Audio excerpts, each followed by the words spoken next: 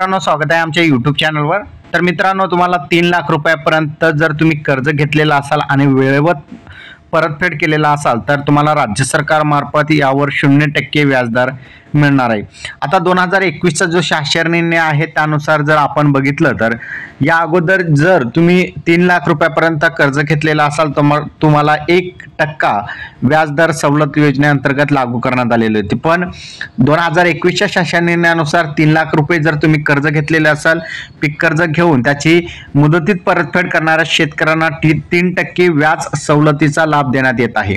आणि त्यानुसार राज्य शासनाचे 3% व्याज सवलत योजना आणि केंद्र सरकारची 3% व्याज सवलत योजना विचारात घेऊन सदर कर्ज घेतलेल्या शेतकऱ्यांना मात्र आता 0% व्याजदराने या ठिकाणी कर्ज उपलब्ध करून देण्यात येत आहे। तर तुम्हाला 3 लाख रुपयापर्यंत जर तुम्ही कर्ज घेतलेला असाल 2024 मध्ये आणि तुम्ही 25 मध्ये त्याची परतफेड केलेली असाल तर तुम्हाला 1 रुपया सुद्धा व्याज लागणार नाही। याची रक्कम आता थेट तुमच्या खात्यामध्ये जमा होणार आहे। राज्य शासनाच्या धोरणास या ठिकाणी अनुसरून डॉक्टर पंजाबराव देशमुख व्याज सवलत योजनेअंतर्गत जे आहे अर्थसंकल्पामध्ये जवळपास 100 कोटी रुपये या ठिकाणी निधीचं या ठिकाणी तरतूद करण्यात आलेली होती आणि त्यापैकी आज जे आहे 60 कोटी रुपये या ठिकाणी वितरित करण्यात आलेले आहे।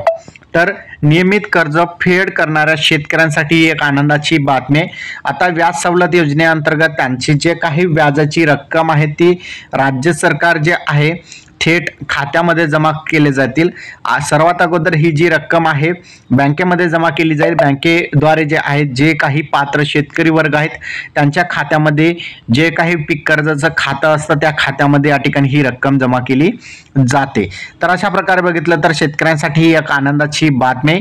डॉक्टर पंजाबराव देशमुख व्याज सवलत योजनेअंतर्गत शेतकऱ्यांना 3 लाख रुपयापर्यंत व्याज 0% व्याजदरावर या ठिकाणी कर्ज उपलब्ध असते आणि त्यासाठी फक्त महत्त्वाचं आहे तुम्हाला दरवर्षी वेळेच्या आत तुम्हाला फक्त कर्ज परतफेड करायचं आहे। म्हणजे या वर्षी तुम्ही कर्ज घेतलं तर पुढच्या वर्षी जूनच्या अगोदर म्हणजे 15 जूनच्या अगोदर जर तुम्ही कर्जाची परतफेड केली तर तुम्हाला या योजनेअंतर्गत लाभ मिळतो। तर अशा प्रकारे बघितलं तर ज्या काही गेल्या वर्षी शेतकरी वर्गाने कर्ज घेतलेले होते आणि त्या अंतर्गत वेळेवर परतफेड केलेली आहे अशा शेतकऱ्यांसाठी एक आनंदाची बातमी आहे।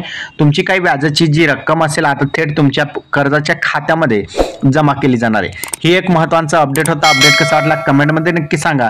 चॅनलवर नवीन असाल चॅनलला सबस्क्राइब करा। धन्यवाद।